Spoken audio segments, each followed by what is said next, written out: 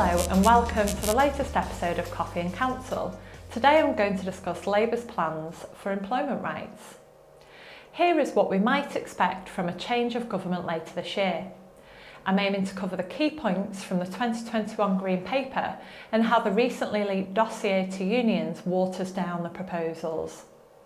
First off, employment status.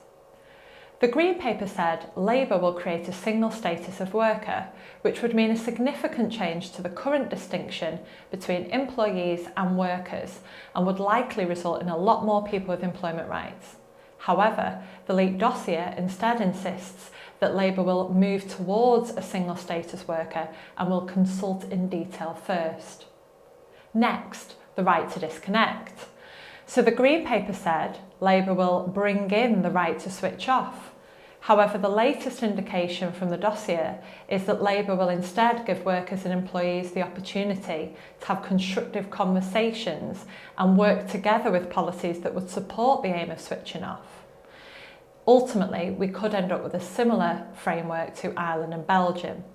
What about one of the biggest headlines, the expansion of day one employment rights to include unfair dismissal? The Green Paper said the current arbitrary system leaves workers waiting up to 2 years to access some basic rights, including protection against some types of unfair dismissal. Labour will end this arbitrary system and scrap qualifying time for basic rights such as unfair dismissal, sick pay and parental leave. However, the leaked dossier suggests that this proposal would not prevent fair dismissals for the reasons currently set out in the legislation and also by reason of a probationary period. It has been an attention-grabbing headline to end so-called fire and rehire tactics, and the Green Paper said it would outlaw the practice. However, the latest indication from the dossier is that it will replace what it refers to as an inadequate statutory code of practice with a strengthened code of practice and effective remedies against abuse.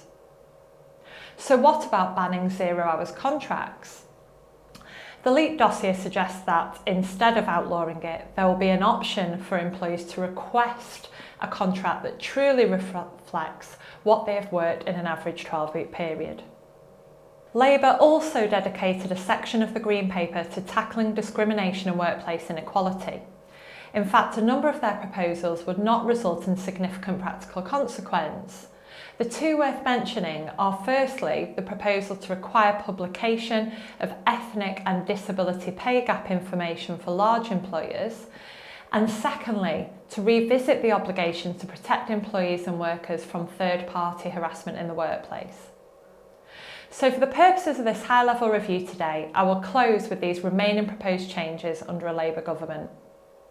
Extending the time limits within which claimants can issue employment tribunal proceedings, making directors of companies personally liable for unpaid tribunal awards, removing statutory caps on compensation, such as those that currently exist for unfair dismissal cases, empowering working people through trade unions, increasing SSP and making it available to self-employed people, pretty much banning unpaid internships, making travel time payable when employees are moving between their employers' sites, reviewing sleepover time, protecting workers from remote surveillance, and making it unlawful to dismiss an employee who has been pregnant for 6 months following her return to work, except in very limited circumstances.